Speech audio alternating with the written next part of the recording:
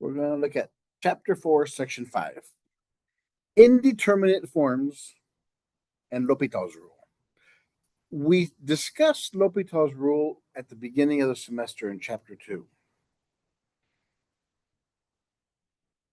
Now we'll just give it formal definition of it.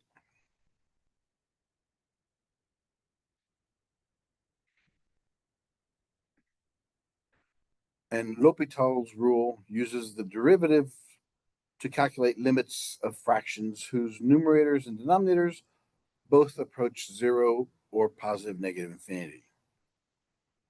That's L'Hopital's rule.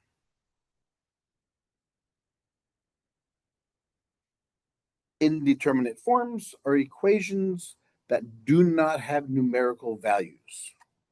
What does that mean?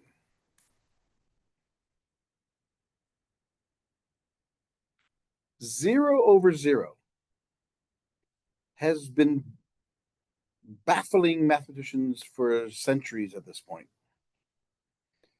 Because think of the rules.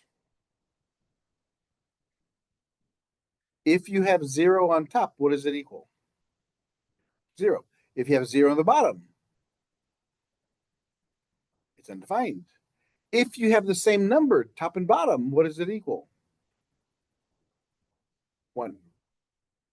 So here we have an equation that satisfies three conditions, one or none of which are true. Likewise, we can go with infinity over infinity.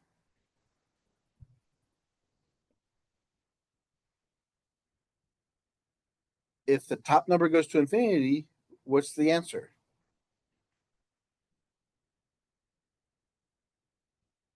Infinite. If the bottom number goes to infinity, then it goes to zero. If you have the same number top and bottom, then it goes to one. But the question here is, are all infinities the same?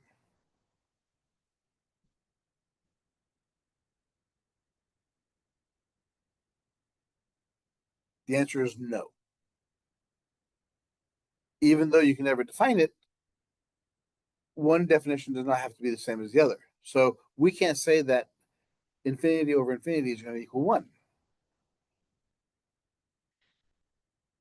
So that's what this whole section is about. As we talked about in chapter 2, if we have a fraction and it comes out, we plug in our value, take the limit of the function, and it goes to 0 over 0 or infinity over infinity, then what do we do?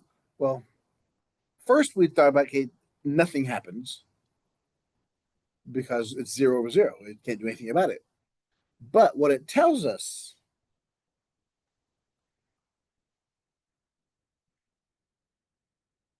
if the limit as x goes to a number of f of x over g of x equals 0 over 0, we're going to look at those first. We're going to look at 0 over 0 first.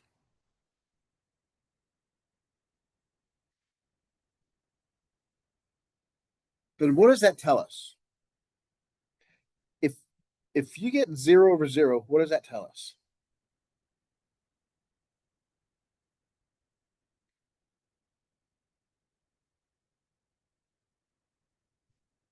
This tells us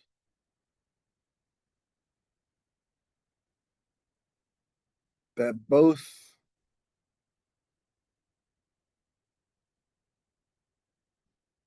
the numerator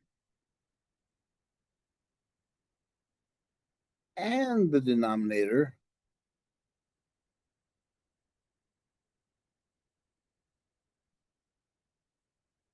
share a common value.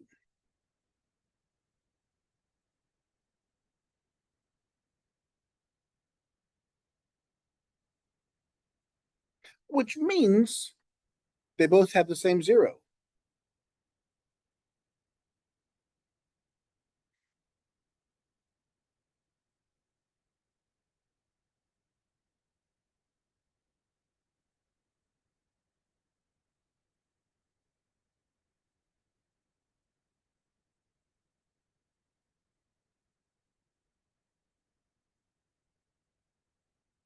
if we look at them as individual independent functions.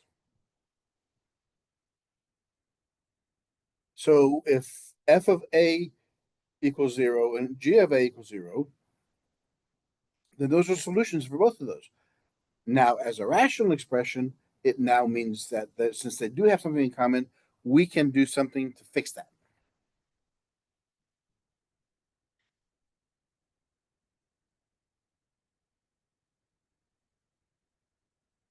Okay, we know that the first derivative. How do we define the first derivative?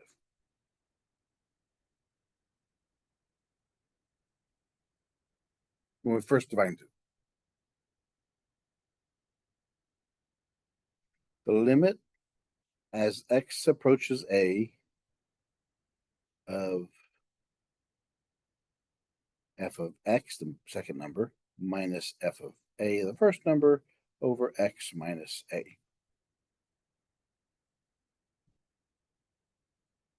We define it that way.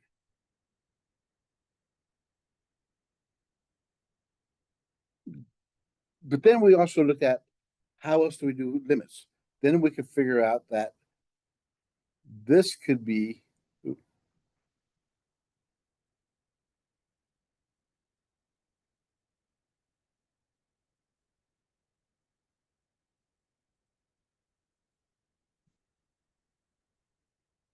we could have something like this.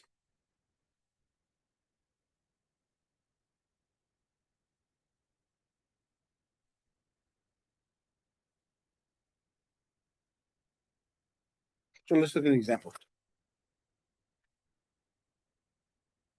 And typically,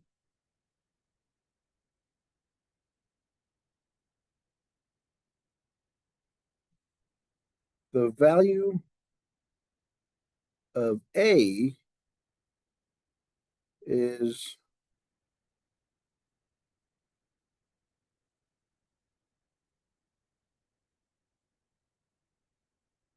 where the function becomes undefined.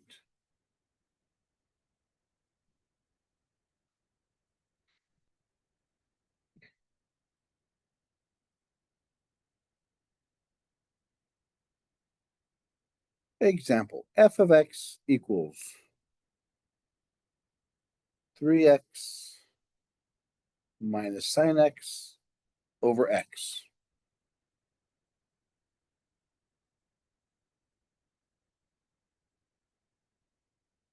What happens to that function as x approaches 0?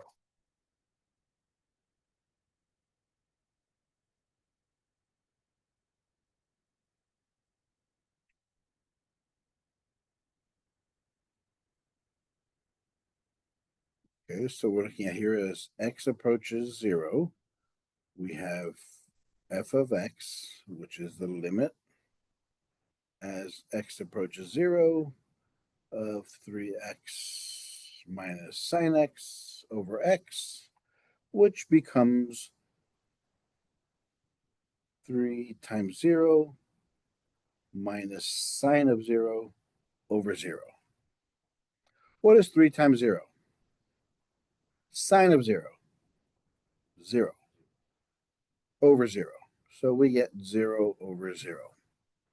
Again, we know also because the denominator is x. So we want to look at specifically what happens when x is 0. Fortunately, it tells us this. So there's something we can do algebraically, trigonometrically, uh, composite-wise, where we can make this thing work out. This is what we know. This is where knowing our algebraic and trigonometrics functions, our identities, will help us solve all these.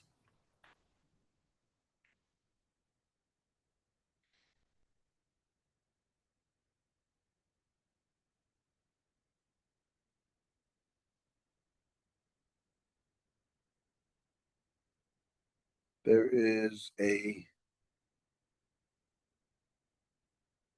common value between the top and bottom.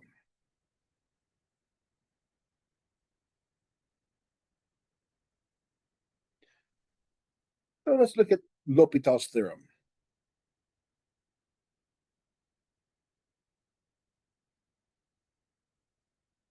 Theorem 6.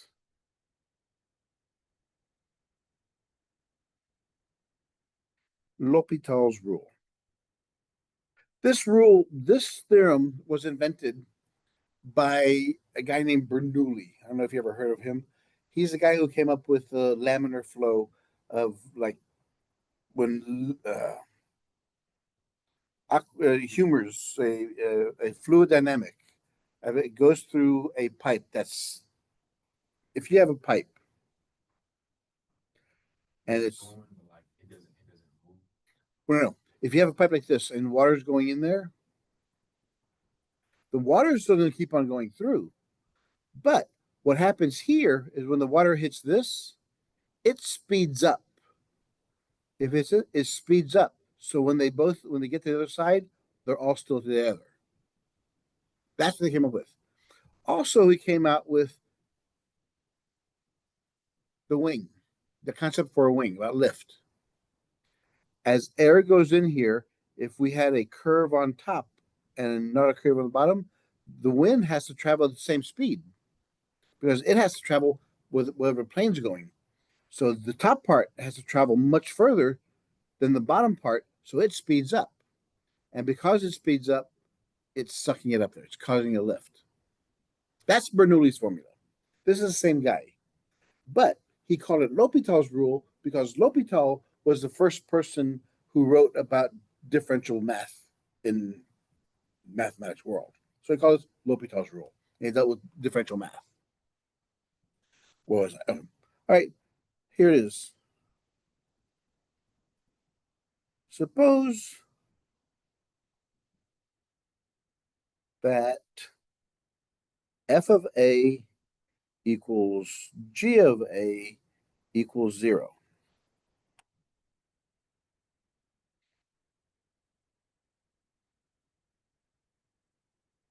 And that both f of x and g of x are differentiable. Differentiable on an open interval.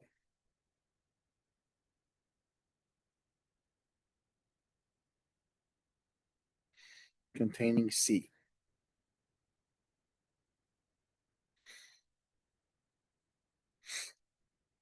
There's something else after that. Now let's talk about this right now to begin with. What does this tell us? F of A equals F G of A equals 0. What does that tell us? There's a point in common, which is what we're trying to prove. Then what does this tell us? If G of X and F of X are differentiable on an open interval, what does that tell us? What does being differentiable mean?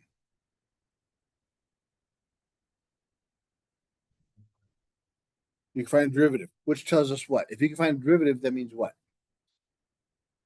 Well, it means there's a slope, yeah. It means there's what else? It means a whole bunch of other stuff. It means what else? It's continuous, has to be continuous. Why? Because of the limit theorem we defined a long time ago. If it's differentiable, also the limit has to exist. And that's how we prove the continuity, because to be continuous, it has to have what? It has to exist at a certain point. The limit of the function has to exist, and they have to be the same point from both sides. So that's what all this stuff is important. So there's a C inside there somewhere. So, and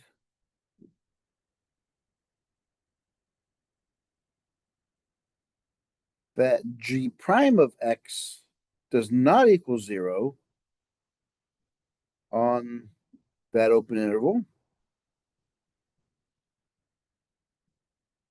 if X does not equal C.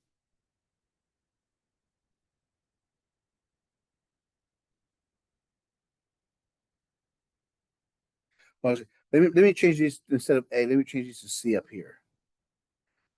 because A is being used as I'm using as the end bound of my interval.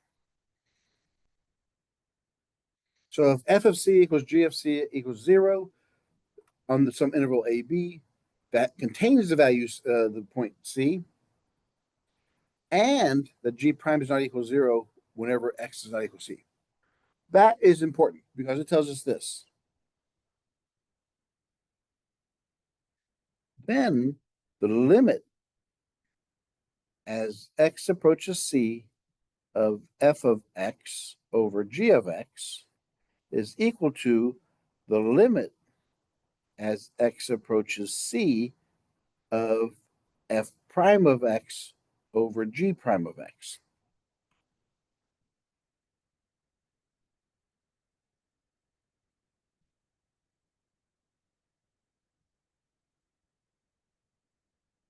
So what does that tell us? It tells us that the values at c, this ratio, is the same as this one. They have something in common because of this.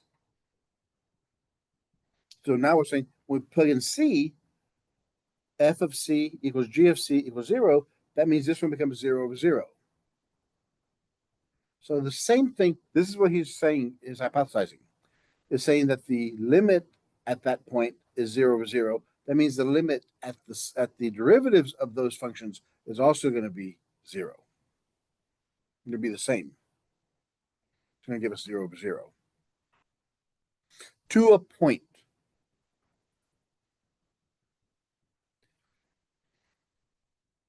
So here's an example.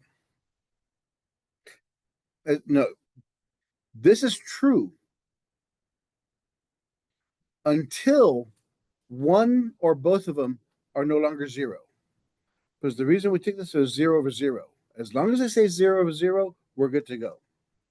Once one of them changes, becomes a value, it doesn't work anymore. It stops.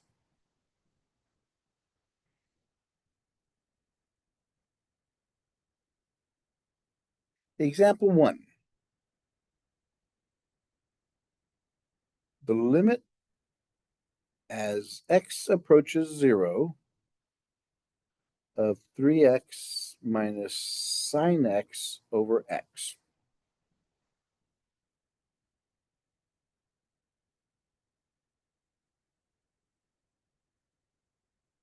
So our first step, before we apply L'Hopital's rule,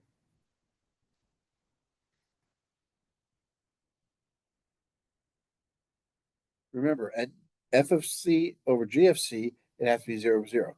First step, before we do anything, when you plug in x in there, what does it get? We get 0 over 0. Because that works, we can now use L'Hopital's rule.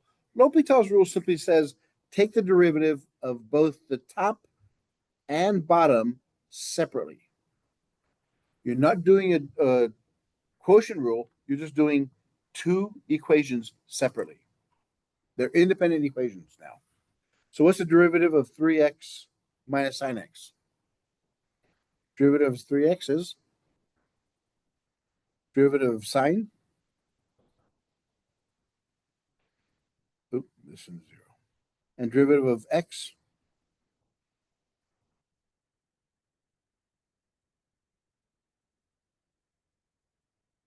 Now we plug in our values. We get 3 minus cosine of 0 over 1. What is cosine of 0? 3 minus 1 is 2. 2 over 1 is 2. So that's the limit. Even though as a pair, they give us undefined, it came in indeterminate form.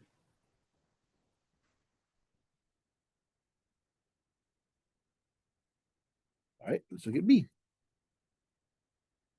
The limit as x approaches 0 of square root of 1 plus x minus 1 over x.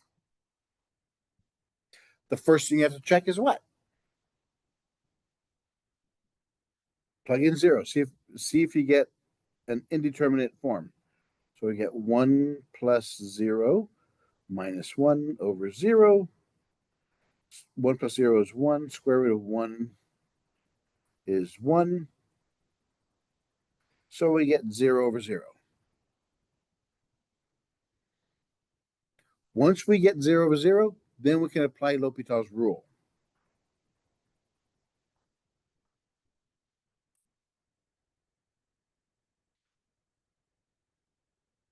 So the derivative of the square root of 1 plus x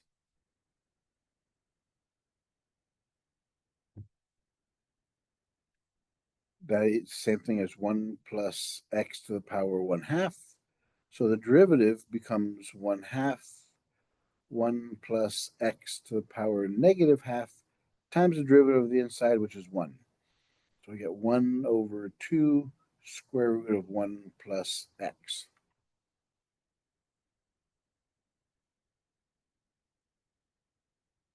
So that's just the square root of 1 plus x.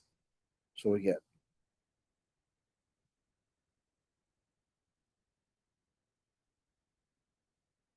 minus the derivative of 1 is 0. Derivative of x is 1.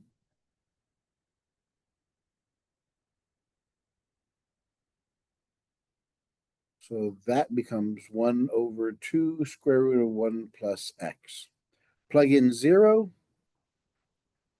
1 over 2, 1 plus 0, which is 1/2.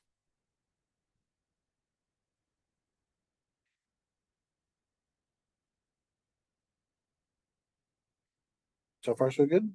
Remember, I told you the first day of class, all the stuff we're going to be faced with is algebra. Sir, Yes. these answers we're getting, these are the limit values, correct? Right. These are the limit values of our original function. Okay. At that point, x goes to 0. Even though if we just plug them in there, we get 0 over 0, this is what happens to it after we perform algebraic manipulation to it. So this is kind of the answer we've always like had for when it's 0 over 0. This is what it should have been instead of 0 over 0. Instead of saying it's undefined or there is no solution, there is a solution. It was just hiding. Okay. Third question. Limit as x approaches 0 of square root of 1 plus x minus 1 minus x over 2 all over x squared.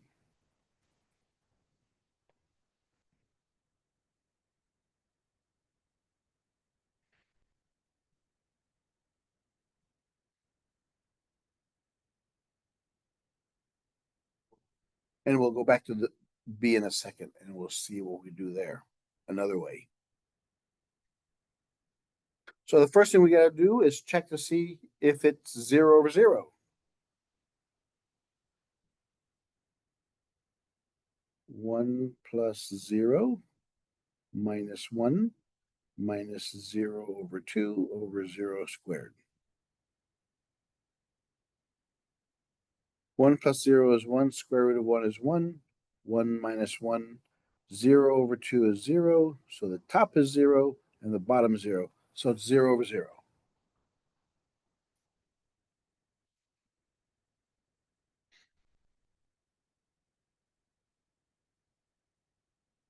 So, using L'Hopital's rule, take a derivative of the square root of 1 plus x, which is 1 plus x to the power 1/2, 1 plus x to the power negative 1/2 times the inside. So the first one becomes 2 square root of 1 plus x under 1. The derivative of 1 is 0. The derivative of x over 2 is what? 1/2 over 0 squared.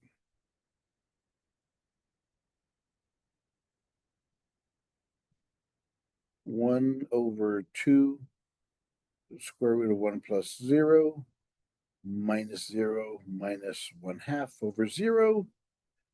So it's 1/2 times 1 minus 1/2. 1/2 minus 1/2 is 0/0.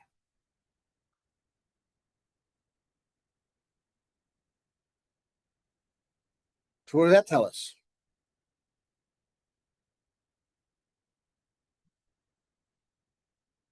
It means we can do it again. As long as we get 0/0, we can keep on applying L'Hopital's rule. Now we apply L'Hopital's rule. Do it again. So we have the limit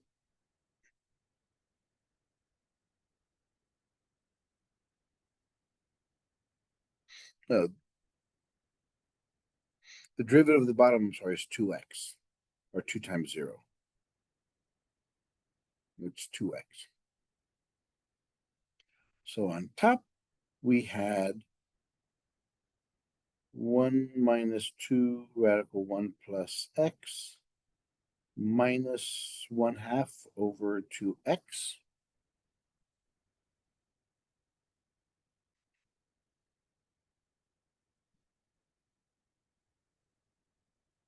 We know it's 0/0. So we take the derivative again. So we get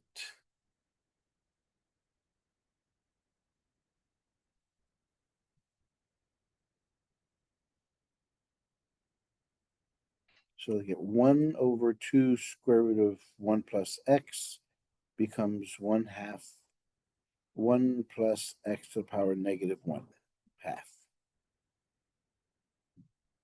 So the derivative of that one,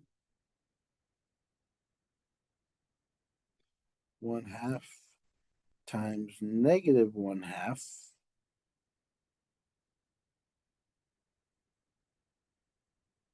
to the power 1 plus x to the power 3/2 times the inside, which is 1, minus 0/2, which gives us the limit as x approaches 0, negative 1/4, 1 plus x to the power negative 3/2 over 2.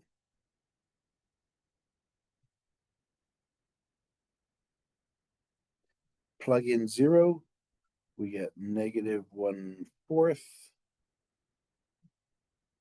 1 plus 0 is 1. 1 to the negative anything is 1. So you get negative 1/4 times, so it's negative 1/8. There's your limit.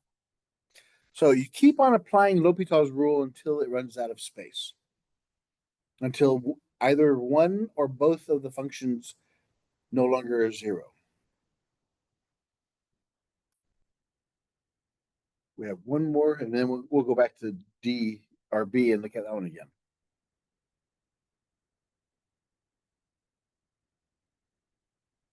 The limit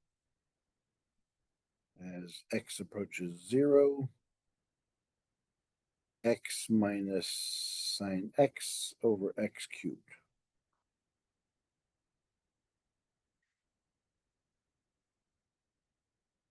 Zero minus sine of 0 over 0 cubed is 0/0. So L'Hopital's, we get the limit as x approaches 0. The derivative of x is 1. The derivative of sine x is cosine x. Derivative of x cubed is 3x squared. Plug our values in there. 1 minus cosine of 0 over 3 times 0 squared. 1 minus 1 over 0. So we do it again.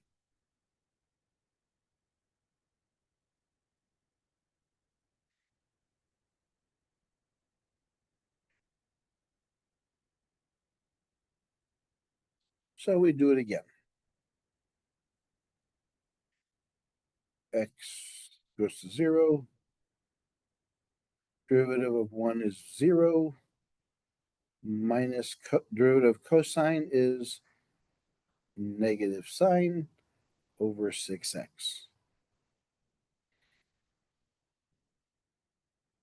So limit as x approaches 0 of sine x over 6x. Sine of 0 over 6 times 0 is 0 over 0 again.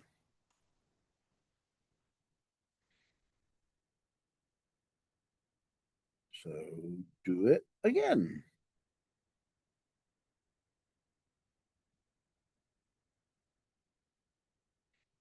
The limit as x approaches 0 of sine x over 6x becomes the limit as x approaches 0.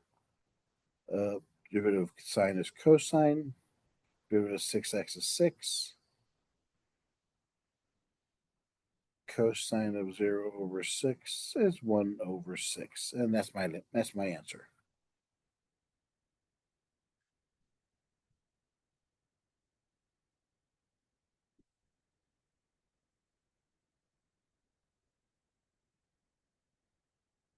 All right. I wanted to go back to B and check out something here. Redo B another way. Just to see. It's the limit as x approaches 0 of the square root of 1 plus x minus 1 over x. Yeah, we know it's going to give us 0 over 0. If we didn't have L'Hopital's rule, how would we solve this?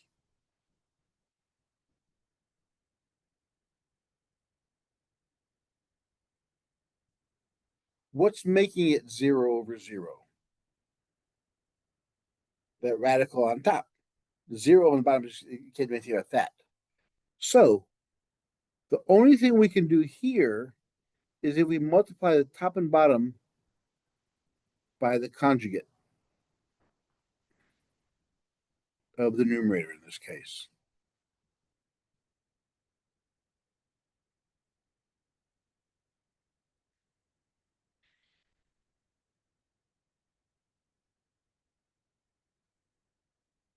So that gives us, now we have to do FOIL. So radical x, 1 plus x times radical 1 plus x is 1 plus x. Radical 1 plus x times 1 is a positive radical 1 plus x. Negative 1 times radical is minus radical 1 plus x. Negative 1 times positive 1 is a negative 1. All over x radical 1 plus x plus 1.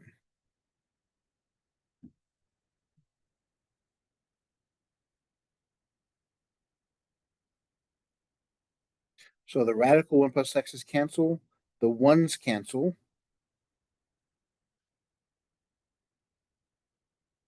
So all we have left on top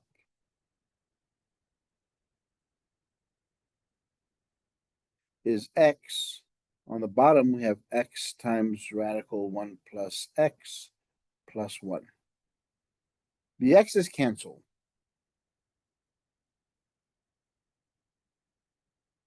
So we set x equals 0. We have a 1 on top. Square root of 1 plus 0 plus 1. So square root of 1 plus 1, which is 1 over 1 plus 1, which is 1/2. Which is the same thing we came up with earlier.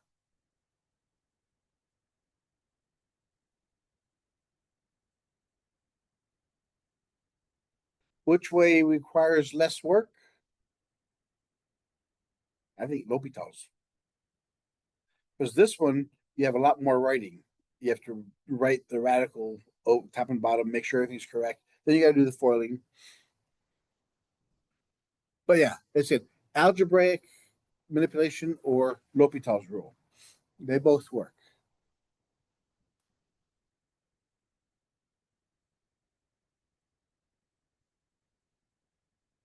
Example 2. Let's use L'Hopital's rule for this one. As x approaches 0, of 1 minus cosine x over x plus x squared.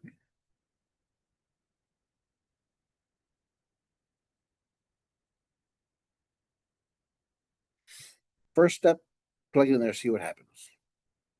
1 cosine of 0 over 0 plus 0 squared. Cosine of 0 is 1, 0 on the bottom, 0 over 0. It satisfies our initial condition. So, L'Hopital's rule.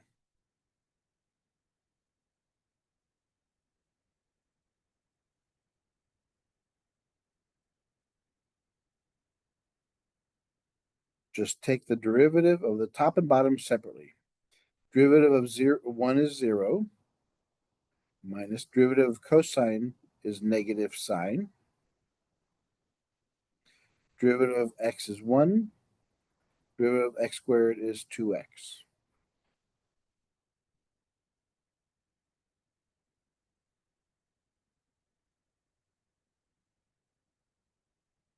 So we have sine x on top and 1 plus 2x on the bottom.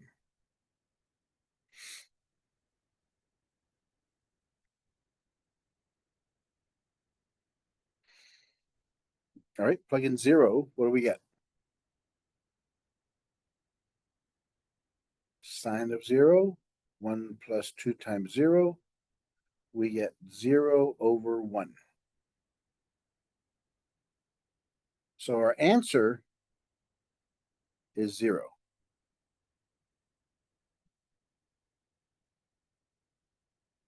Why could we not go again?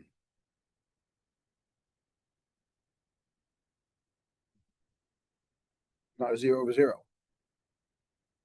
That tells us that the functions are not the same. The f of x over g of x will not be the same at f of c does not equal c g of c.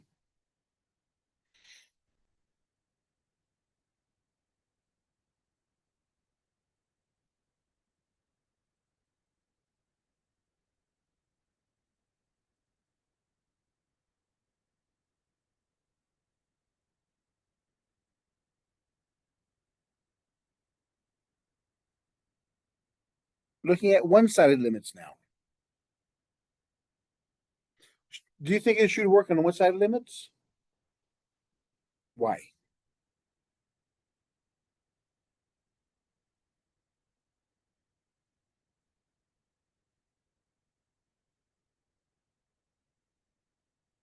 You answered yes. Why would you say? Like that?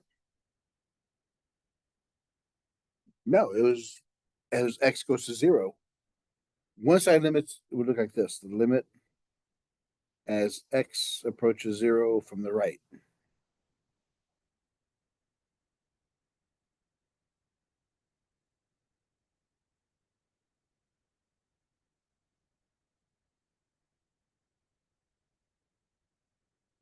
Yes, the answer is yes. But you have to get the reasoning right. For a limit to exist, what has to be true?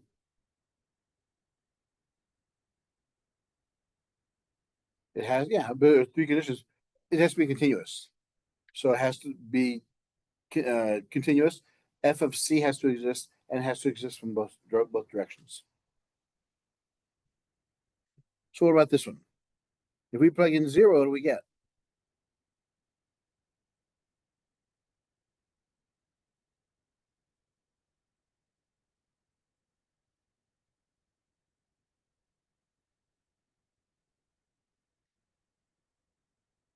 So we do L'Hopital's rule. As x approaches 0 from the right. Derivative of sine is cosine over 2x. Plug in 0, so I have cosine of 0 over 2 times 0, which is 1 over 0, which is what?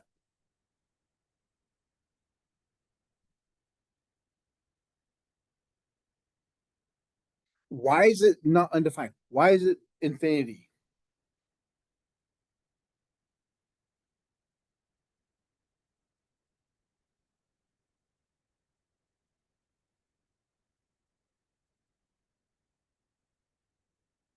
Because is it just an equation or is it a limit as x approaches that value? It's a limit as x approaches that value. So as x approaches 0 from the right,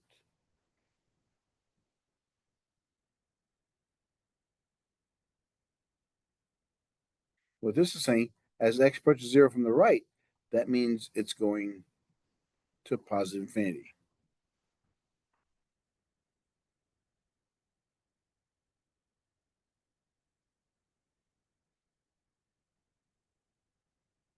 Let's look at B.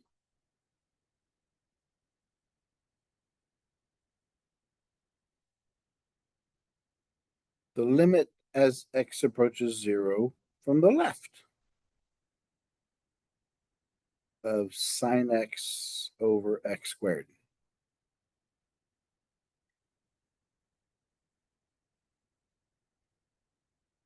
Again, plug them in there, we get sine of 0 over 0 squared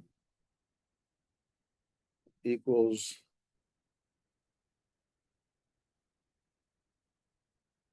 0 over 0,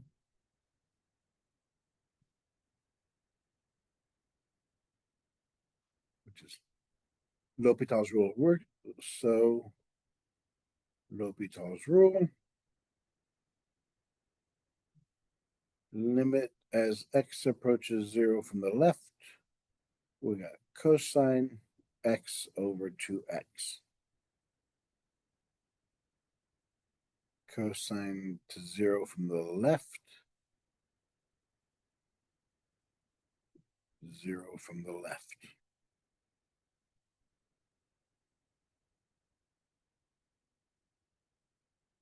So cosine of 0 is 1. 2 times 0 is 0 on the left. But what does it tell us? As x approaches 0 from the left, cosine is going to be 1 no matter what. What about the bottom? What is that approaching?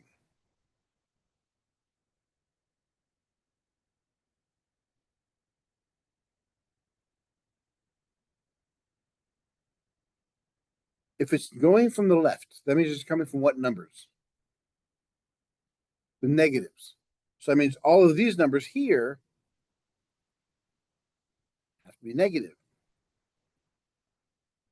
So it's going from negative infinity.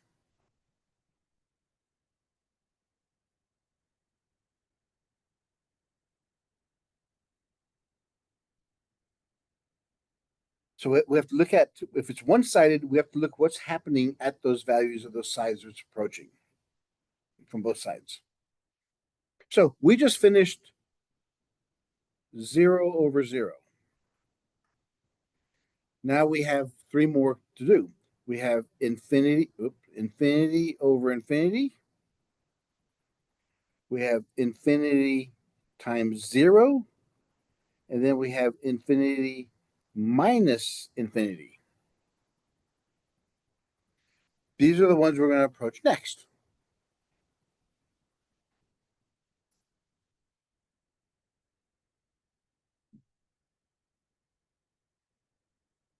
Like I said earlier, this was pretty obvious, the same as the 0 over 0. But why is this one indeterminate? Why is 0 minus infinity minus infinity not equal to 0?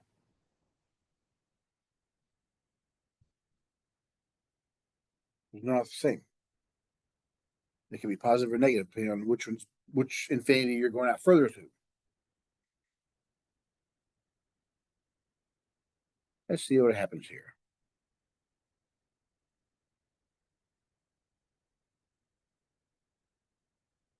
Example 4, we have A.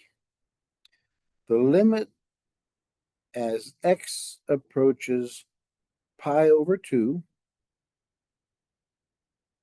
of secant x over 1 plus tangent x.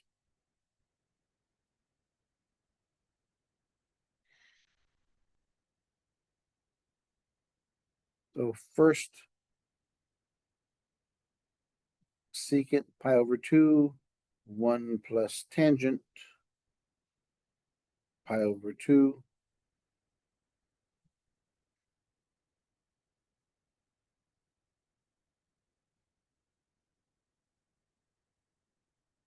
So it's 1 over cosine pi over 2, 1 plus sine pi over 2 over cosine pi over 2.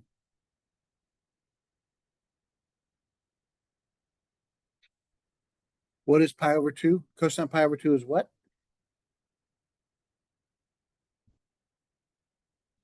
Is 0. So this is 1 over 0. So, so 1 over 0 is the same thing as infinity. 1 plus infinity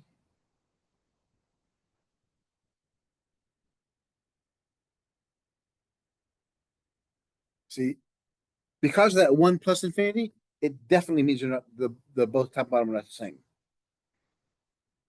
The bottom one is 1 bigger than the top. All right, since it equals that, what do we do? Hopital's rule.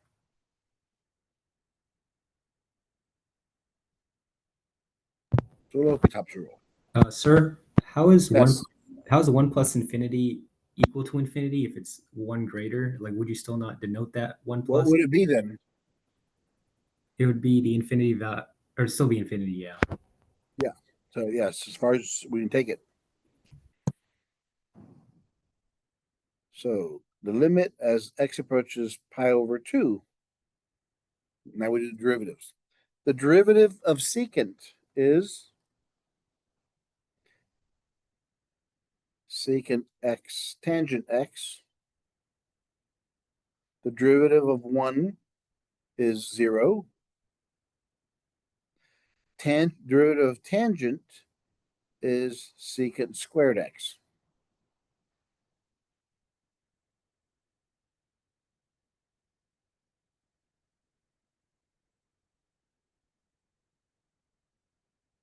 So we get the limit as x approaches pi over 2 of secant x tangent x over secant squared x. Now we got to do some algebraic stuff. What can we do here? Yeah, one of the secants cancel.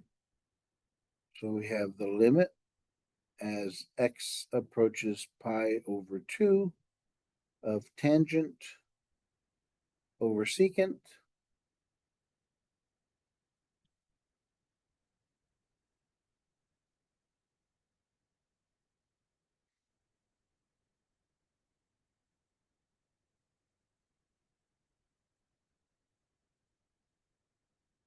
Tangent is sine x over cosine x. Secant is 1 over cosine x.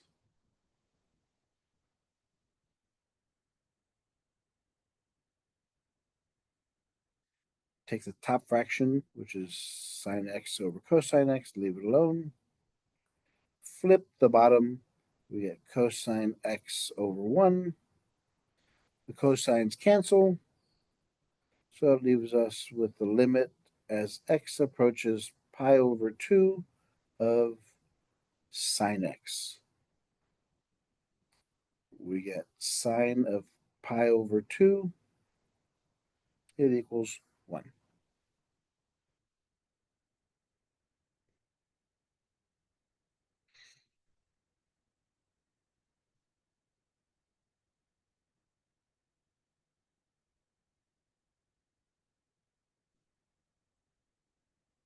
Could we have done that from the beginning? Well, let's try. Let's look at the first one again. Let's do the first one and break it down to sine and cosine first.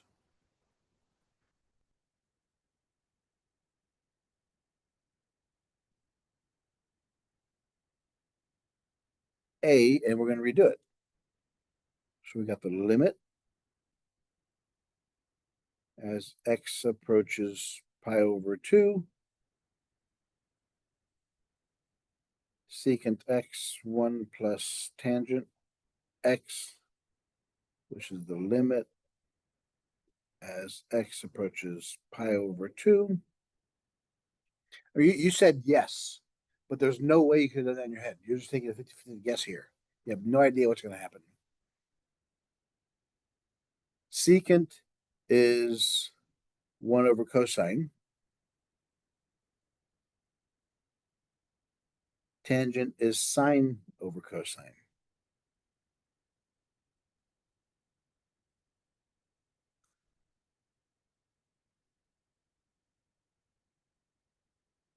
Equals limit of as x approaches pi over 2. On top, we have 1 over cosine x. On the bottom, we have to get common denominators. So 1 we multiply by cosine x over cosine x. So we got cosine x plus sine x over cosine x.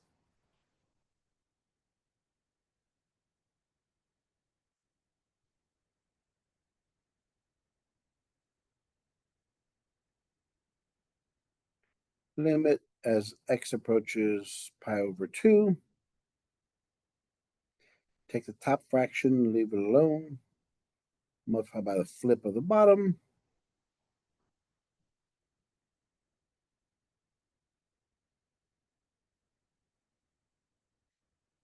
Cancel out the cosine x's.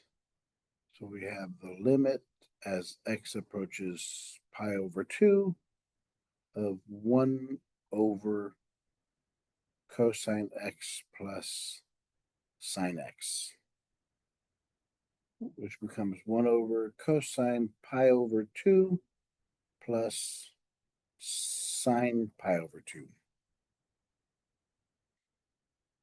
Cosine of pi over 2 is 0. Sine of pi over 2 is 1. So it's 1, 0 plus 1. It is the same. It's what we expected it should be. But it took a lot more work than the other one. Again, calculus is turbo algebra. All right, let's look at B. The limit as x approaches infinity of the ln of x over 2 radical x.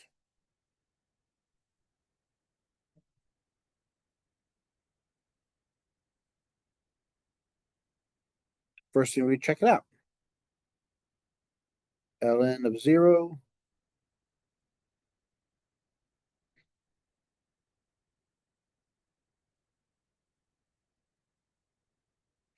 is one-sided. Oh, yes, go to infinity. So when ln x goes to infinity, this is infinity, not a 0.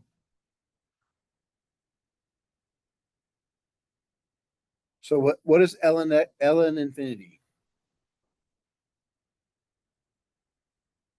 The value of ln at infinity is infinity because of the graph. Ln looks like this. So as x goes to infinity, the y goes to infinity.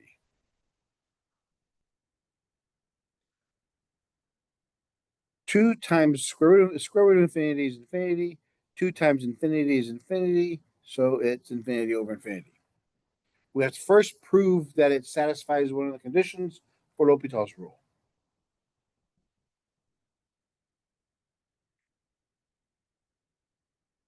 So L'Hopital's rule.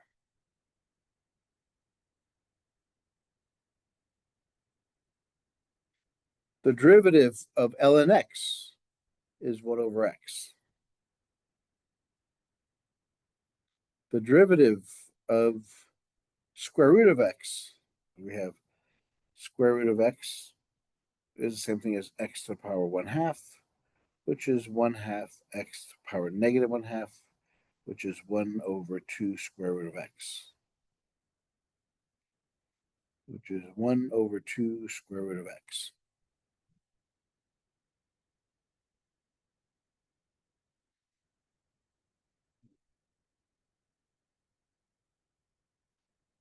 Take the top fraction and leave it alone. Flip the bottom. 2 square root of x over 1.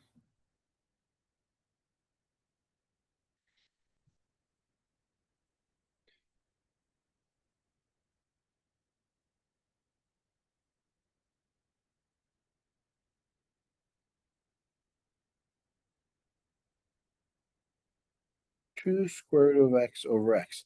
How can that simplify?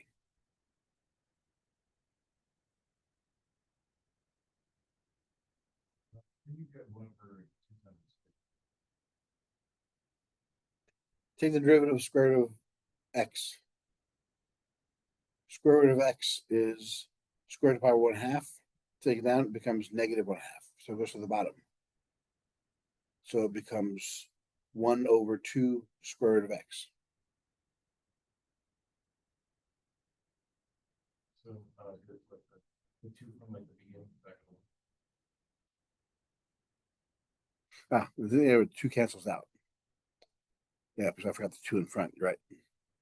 So there's a 2, this 2 in front of there. So we get square root of x over x. Good catch. What happens there?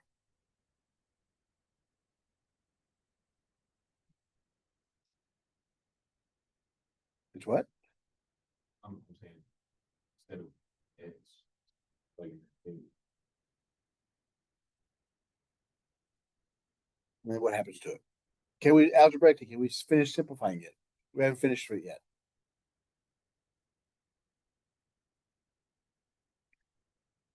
What's another way of writing square root of x? X to the power 1/2 over x to the power 1. So we're subtracting 1/2. So this becomes the limit as x approaches infinity of 1 over square root of x. There's more x's on the bottom, so this thing goes to 0 as x goes to infinity, since there's more x's on the bottom.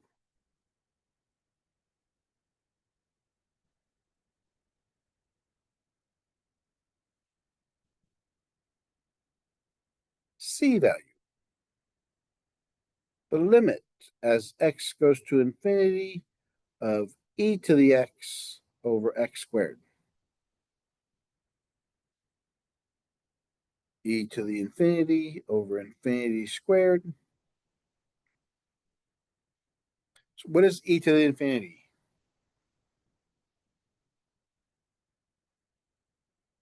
What does e look like? What's the graph of e?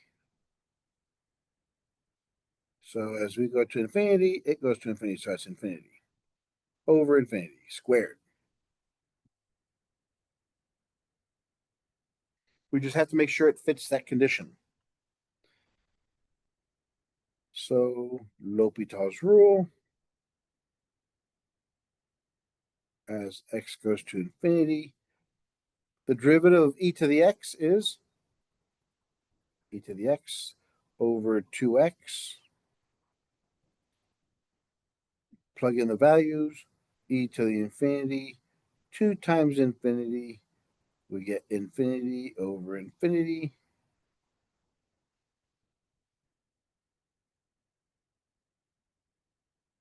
Guess what? Do it again.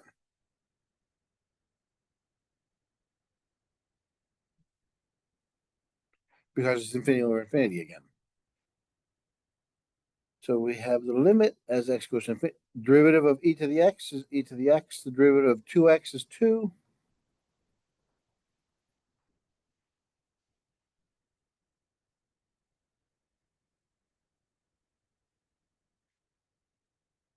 because the denominator is a constant value, it's no longer going to let us do the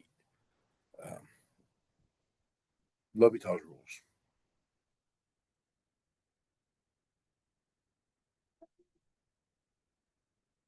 All right, so so far we've looked at 0 over 0 and infinity over infinity. Now we're going to look at infinity times 0 and infinity minus infinity. These are the ones we're going to focus on now.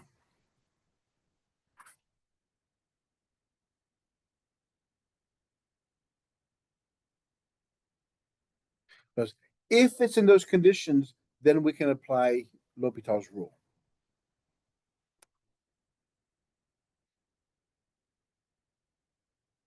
The limit as x approaches infinity of x sine 1 over x.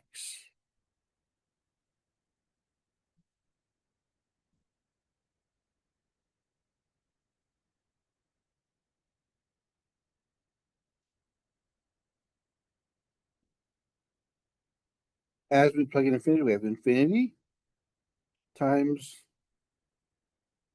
sine of 1 over infinity. Remember, this is as x goes to infinity. What is sine 1 over x in this case? As x goes to infinity, what does this become?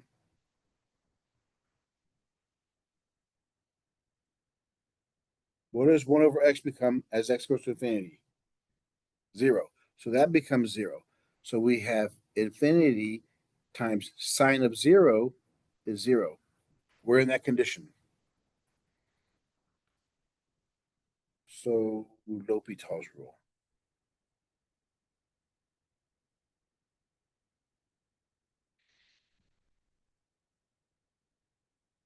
Okay, here's the issue. Now we have a rational expression inside the trig function, the transcendental function.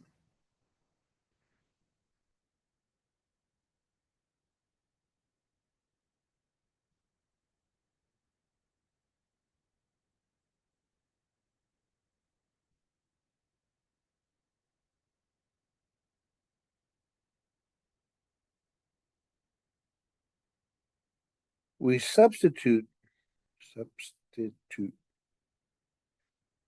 h to be 1 over x.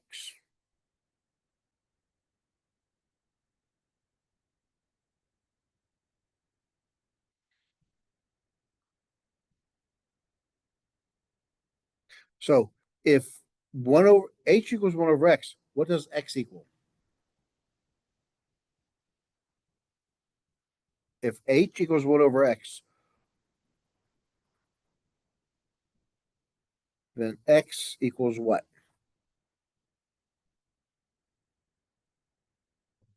1 over h. Very good.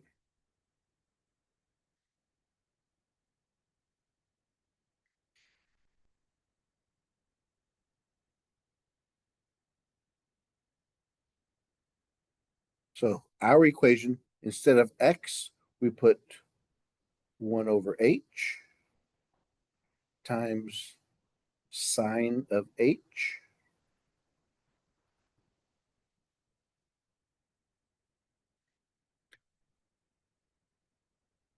So this becomes the limit as x approaches infinity of sine h over h.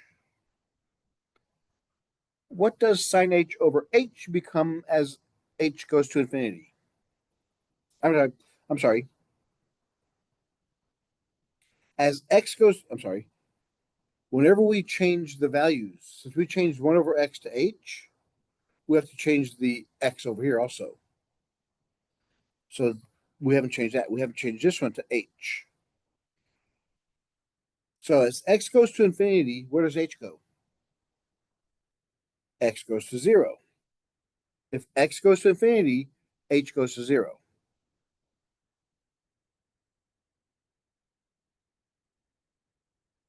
So limit as h goes to 0 of sine h over h equals what? 1. Yeah, whenever you use substitution, you not only have to change the values inside the function, you have to change the limit values also.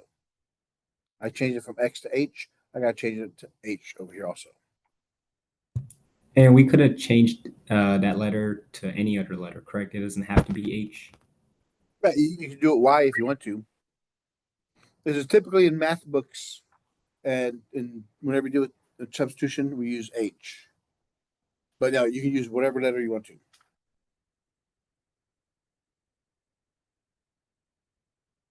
The limit of as x approaches 0 from the right, the square root of x, ln x.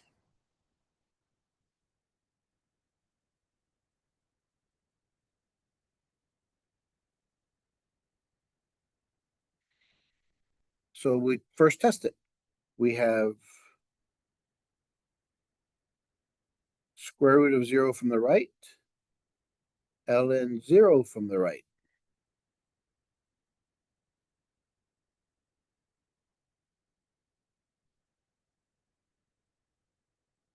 So what does square root of 0 from the right become? Yeah, 0 becomes 0. Now, how about ln 0 from the right? Where is that approaching? What does the graph of ln function look like?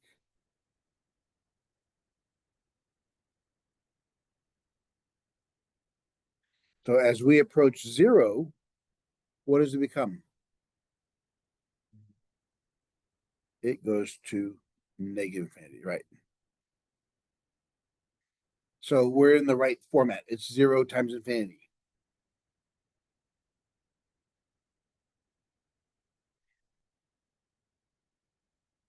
So Hopital's rule. The limit as x approaches 0 from the right, the derivative of square root of x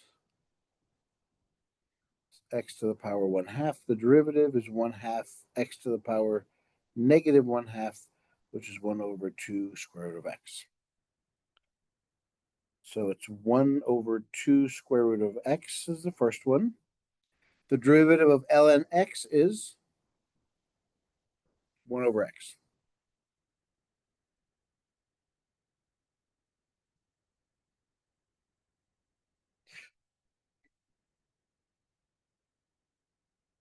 Remember, this is still, so this becomes the limit as x approaches 0 from the right of 1 over x over 2 radical x.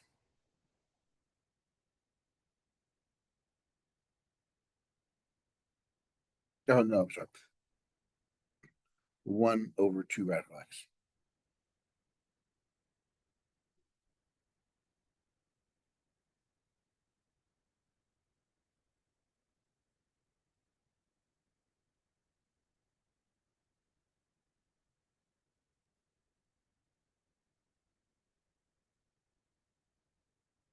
Okay. So that becomes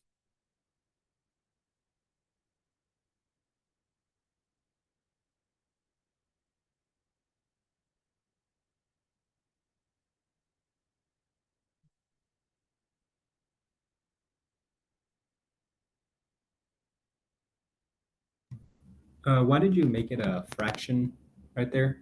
Like 1 over x divided by 1 over 2 squared of x? because we have to look at both of these separately. This one becomes a fraction number. So this one became a fraction. And this one is multiplied to it. It become 1 over x.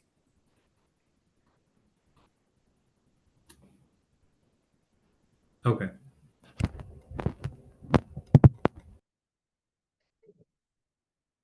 Simplifying,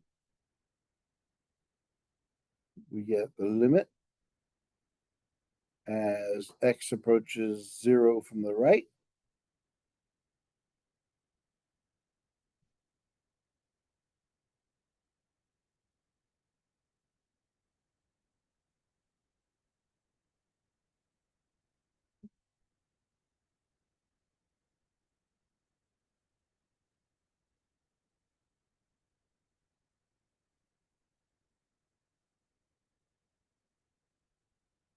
This becomes 2x to the power 1/2 over x to the first, 2 to the power x to the power 1/2.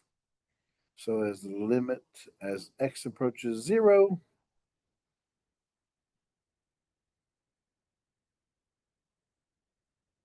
this one goes in undefined.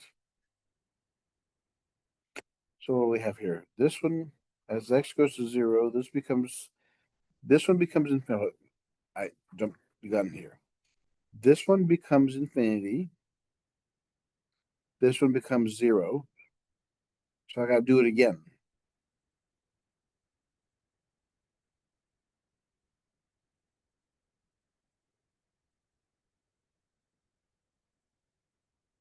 So the derivative of 1 over x becomes negative 1x negative 2, which is negative 1x squared.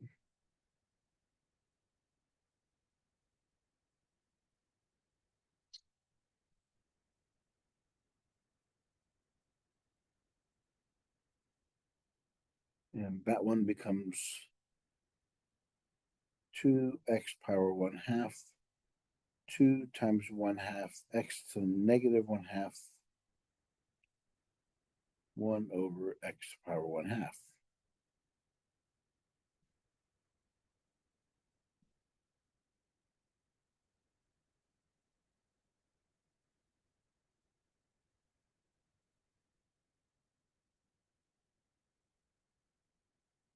Not 1/2. Yes, 1/2. 2 to the power 1/2. So 2 to the power negative 1/2.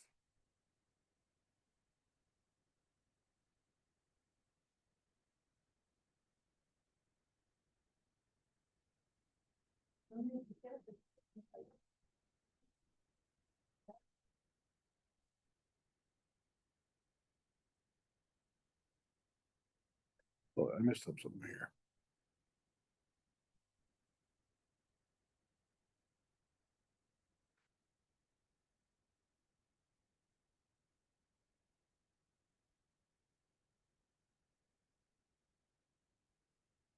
Let's see, this is 1, 2, x to the 3/2.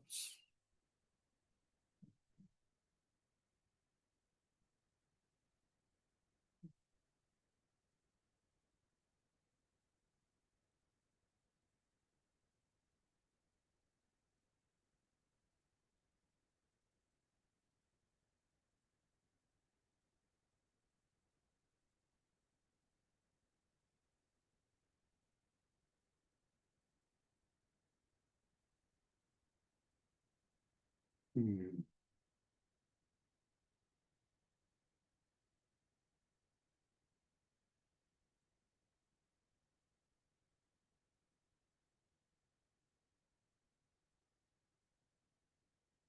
So that's 0 to infinity. No, yeah, to negative infinity. So that works.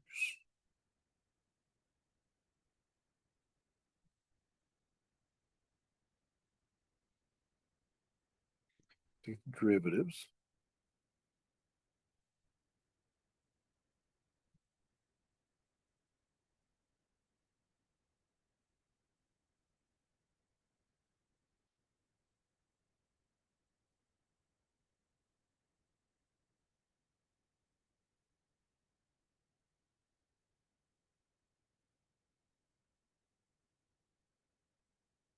I'm looking at first because when I did this, it's going to give me 1 over 0. But now I'm going to try to make it going to infinity over infinity. So I can rewrite this as that.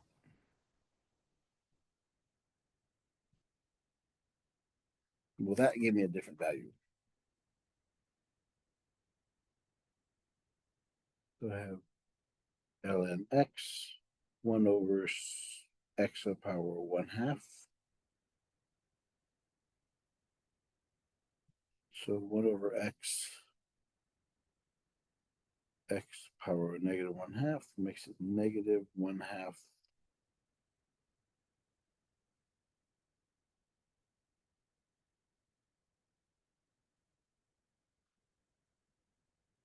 1/2 x to the 3/2.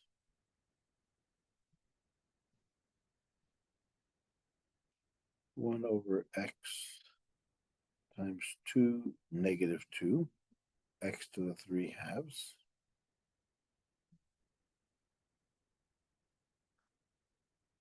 One over x -2 x to the x 1/2.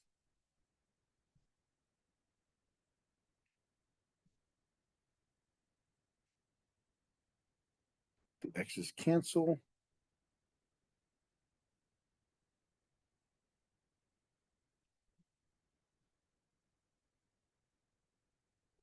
As x approaches 0 from the right.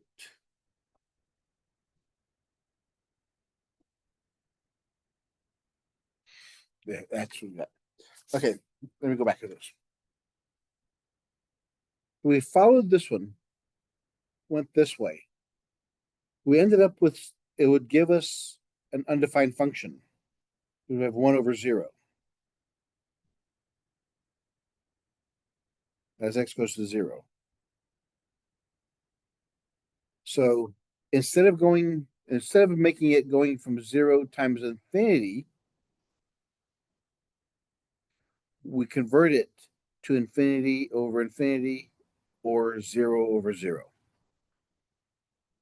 That's what we're trying to do. So how do we convert this to infinity over infinity or 0/0? Let me show you. So the limit as x approaches 0 from the right of square root of x times ln x can be rewritten as the limit as x approaches 0 from the right of the ln x divided by 1 over the square root of x. They're still the same thing.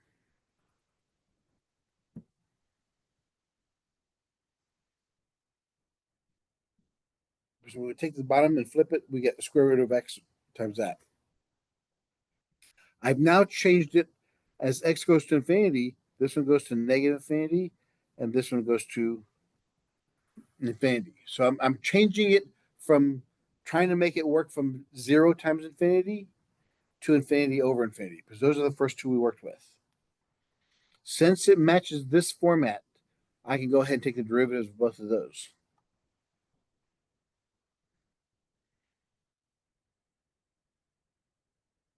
So the derivative of the ln x is 1 over x.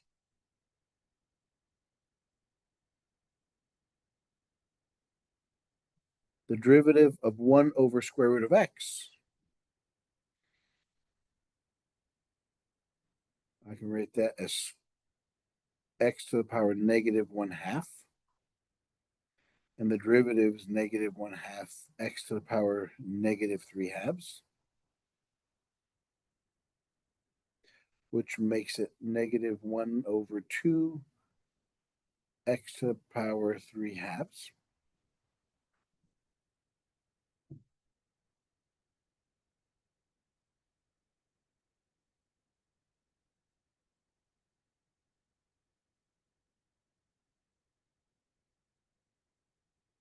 Take the top fraction, leave it alone, and flip the bottom.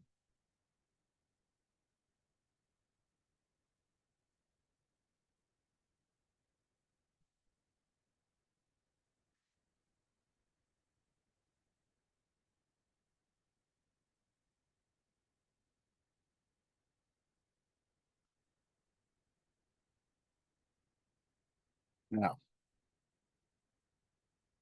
x to the power 3/2 is the same thing as x to the power, well, it's 1 1/2.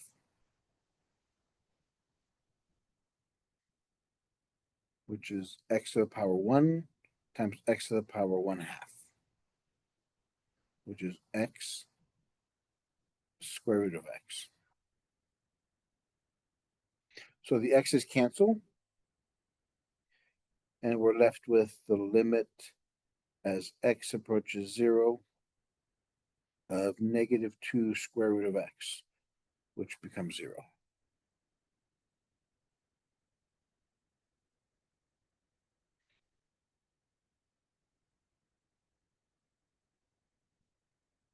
So basically what that example showed you is if you can put it in the form 0/0 or infinity, that's the safest one. That's where that was the first two we talked about.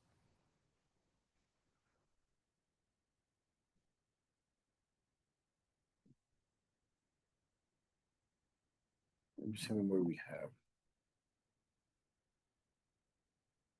A couple more examples. Got it?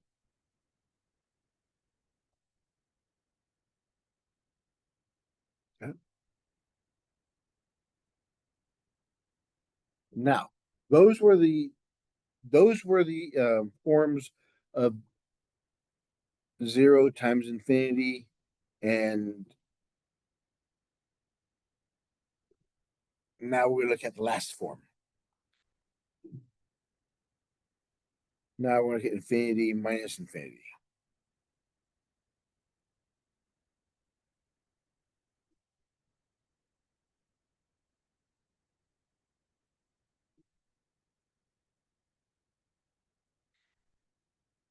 Find the limit as x approaches 0 of 1 over sine x minus 1 over x.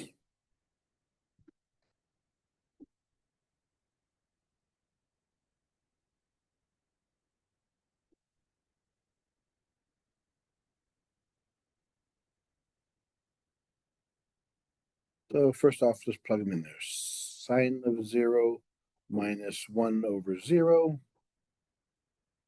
Sine of 0 is 0. So it's infinity over infinity.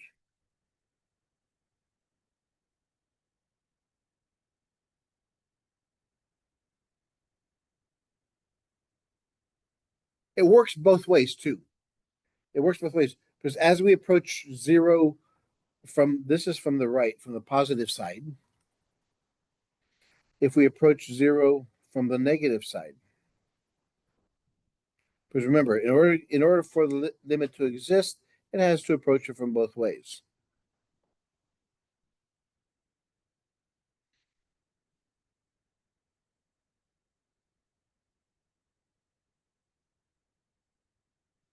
Sine of 0 from the left minus 1 over sine of 0 from the left.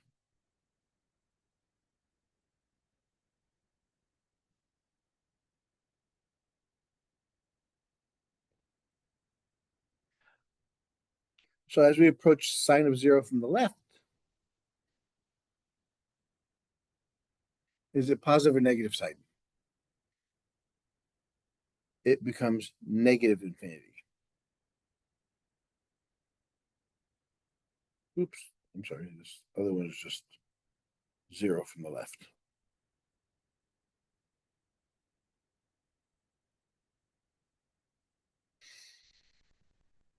And 0 from the left-hand side, all the values there are negative, so it's negative infinity. So it becomes negative infinity plus infinity. It's the same thing.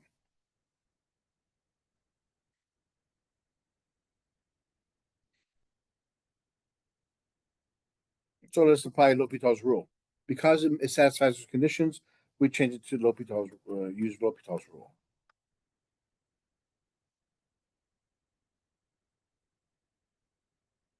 So L'Hopital's rule. Since we have infinity minus infinity. The limit of 1 over sine x minus 1 over x.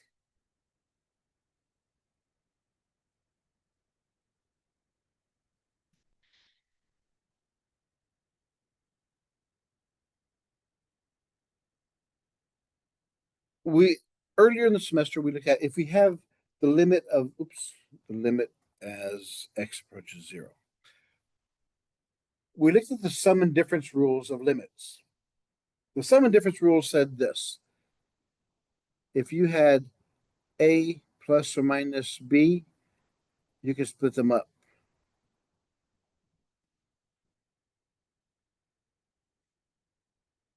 If it's limit a plus b, you can take limit a plus limit b. But that wouldn't help us because we have to have the conditions that we have to meet.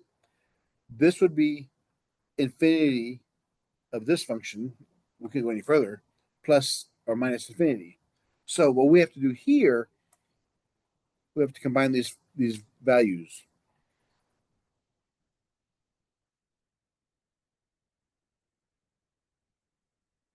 This first one needs an x over x. The second one needs a sine x over sine x. That will give us x minus sine x over x sine x.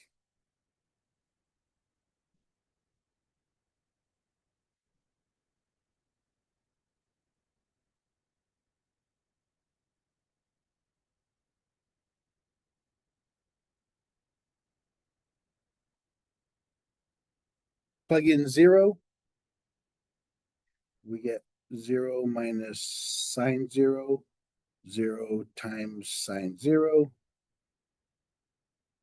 0 minus 0 over 0 is 0 over 0. So now we could go ahead and use L'Hopital's rule.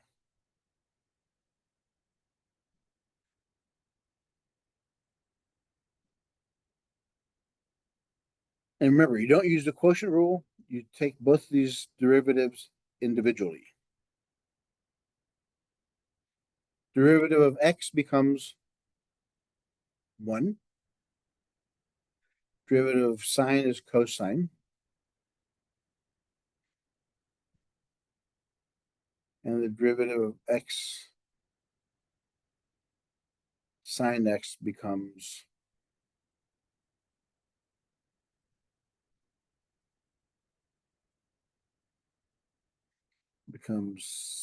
sine x plus x cosine x.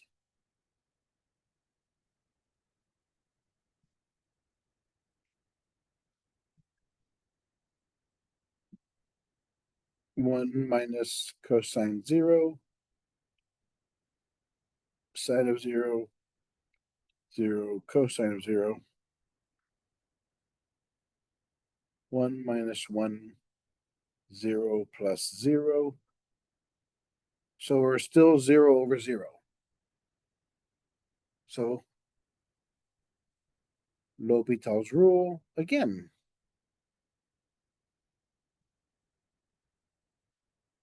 The limit as x approaches 0. Derivative of 1 is 0. The derivative of cosine is negative sine. So we have negative of a negative sine.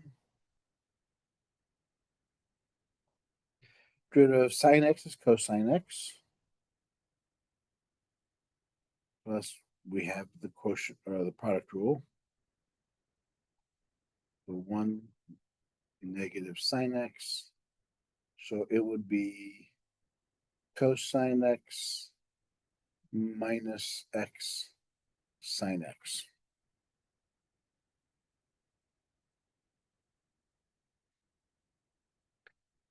So we have the limit as x approaches 0. On the top, we just have sine x. We don't need the parentheses, there's no coefficient. Cosine x is 2 cosine x minus x sine x. So we have sine of 0, 2 cosine of 0 minus 0 sine of 0. Sine of 0 is 0. Cosine of 0 is 1. 0 over 2 equals 0. All that for nothing.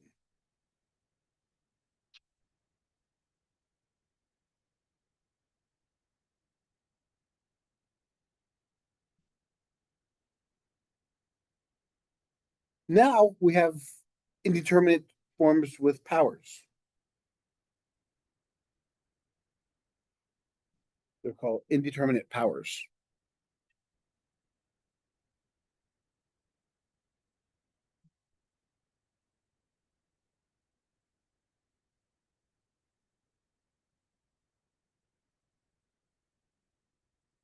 Those include 1 to the power infinity, 0 to the power 0, or infinity to the power 0.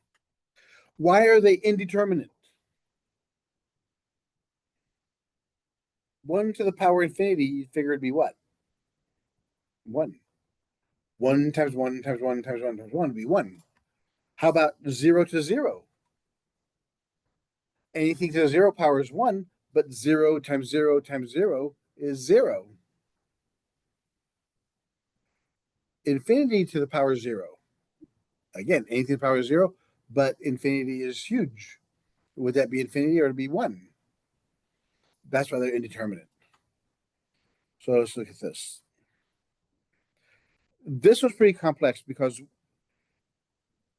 if we have this limit as x approaches some value a of some limit function, if that equals some limit, an ln function,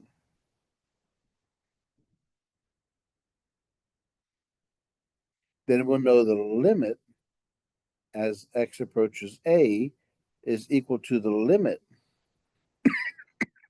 as x approaches a of e to the power ln of that function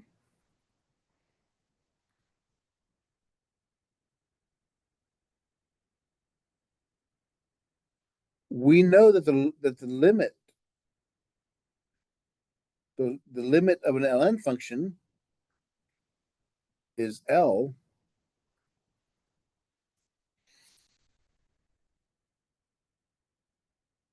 So this way we have finite or infinite limits. Once we find L, then we have once we find this, then we find this. Basically, what we're looking for is looking for the value for L.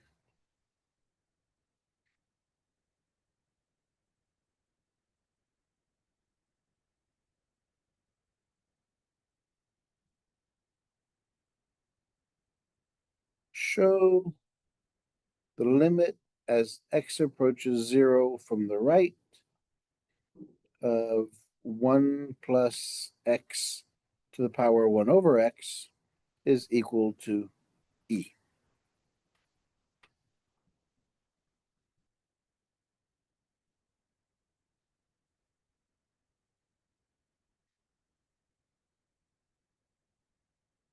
What this one's looking at is 1 to the power infinity.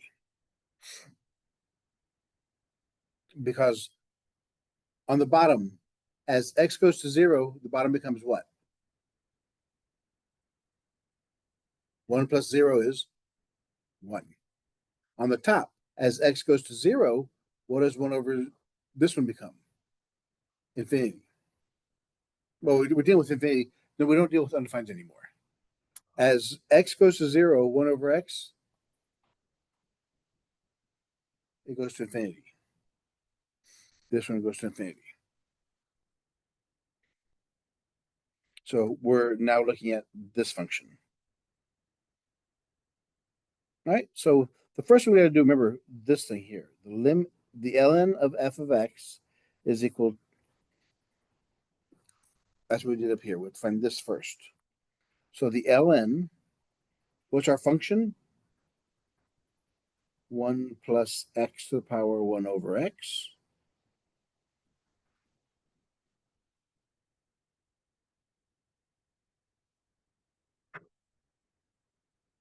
What's the rule about exponents and limits or natural logs? Yeah, it becomes a coefficient. So it's 1 over x, ln 1 plus x.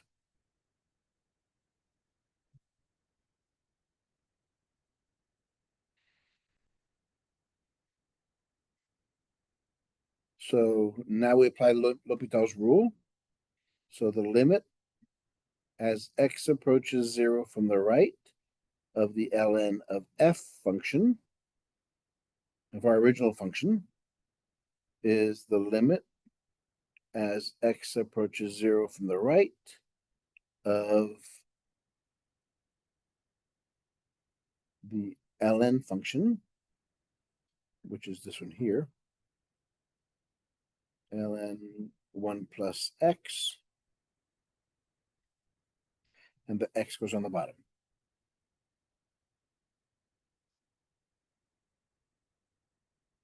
So that is where we're going. All right, so let's fix that. So if we plug in 0, what do we have here? If we plug in 0, what do we have here? ln of 1 over 0. What is ln of 1? 0. So I have 0 over 0. So L'Hopital's rule. So we'll take the limit as x approaches 0 from the right. What's the derivative of ln 1 over x? Ln x plus 1.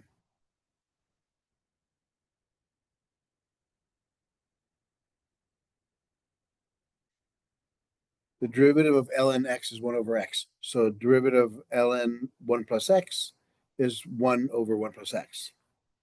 The derivative of x is 1.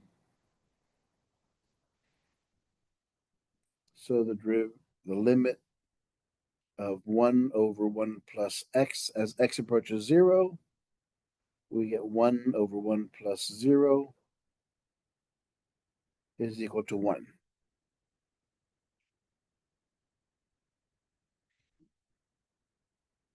Now remember, what does this do?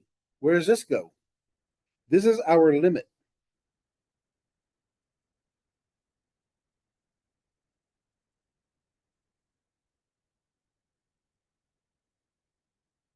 What that does, that goes, we just solved here, that goes the L right there. So now this whole equation here, we have ln, or limit, as x approaches a of our function. Our original function is this one, 1 plus x to the power 1/2, or 1 over x. So that's my f of x right there. So we have the limit as x approaches 0 of e to the power ln f of x. Remember, this is my f of x. Still want to write it, which is the limit as x approaches 0 of e to the power L. This is my L, so it's the limit of e to the power 1 is e to the power 1, which is e, which is what we're trying to prove. That's what we're trying to prove. That the limit of this equals e, which is that. Sir, Yes. so when you have like 1 to the like indeterminate powers like this, once you put your function in, you would automatically do L'Hopital's rule, correct? Yes. Okay. And that's why we check it out first. Does this equation satisfy one of our indeterminate functions? Yes. As soon as it does, we can apply L'Hopital's rule. So you notice the first thing we have to do, we have to check it out. We got 0, 0. We plug it in there. Now we do L'Hopital's rule. This is just a check. We knew it was going to work, but this is just a check. So the first thing we have to do is take our original function and apply L'Hopital's rule to this equation right here.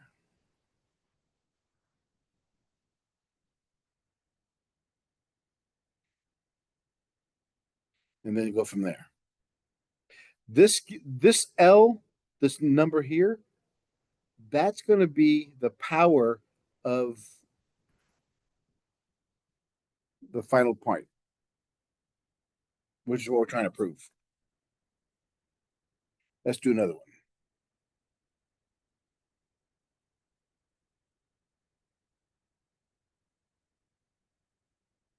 And the limit as x approaches infinity of x to the power 1 over x.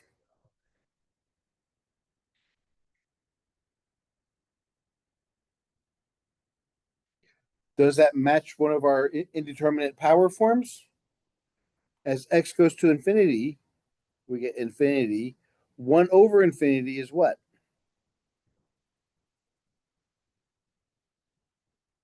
And it matches. So it's one of them. So we can use L'Hopital's rule.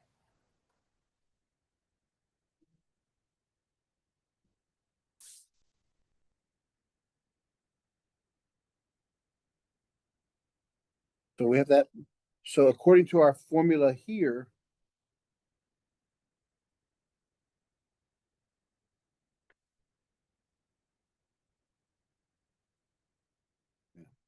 we have to now follow this process here.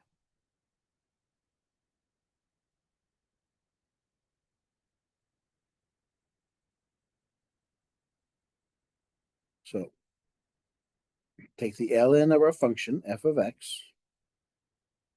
This is our f of x. With the ln of x to the power 1 over x. This is an exponent, comes out in front, which becomes ln x over x. Now, we take L'Hopital's rule of that one.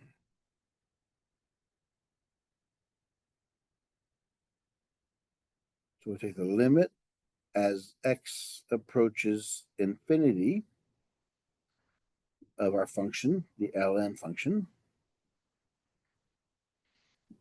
which we're taking the limit of that part. So we skip the middle part, we go here of the ln of x over x. As x goes to infinity, ln infinity goes to infinity. So we're in the form infinity over infinity. So this is our first step.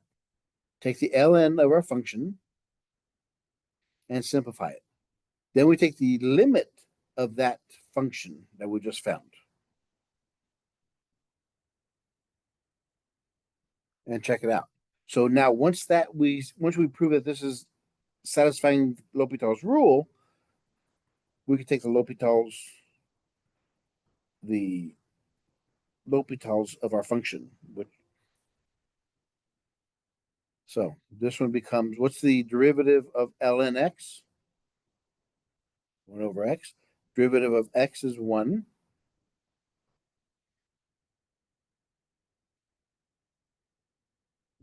And we get 1 over x times 1, which is 1 over x. As x goes to infinity, this one goes to 0.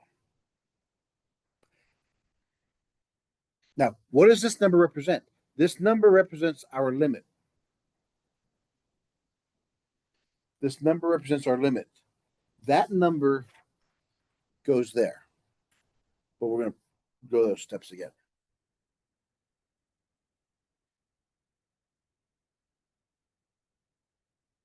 Then the limit of our function, 1 over x, as x goes to infinity, equals the function, the limit of our function, which is equals the limit of our ln f of x, which gives us the ln, or the limit,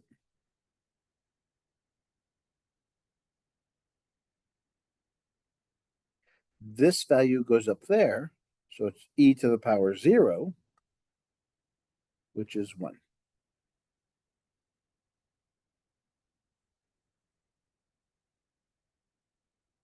So what we're working on there, we have to first create the proof of it, the value for it, and then just plug it in there. Once we find this value here, we don't have to do all that stuff. We just plug it in at the very end. This is our limit. Plug it into e.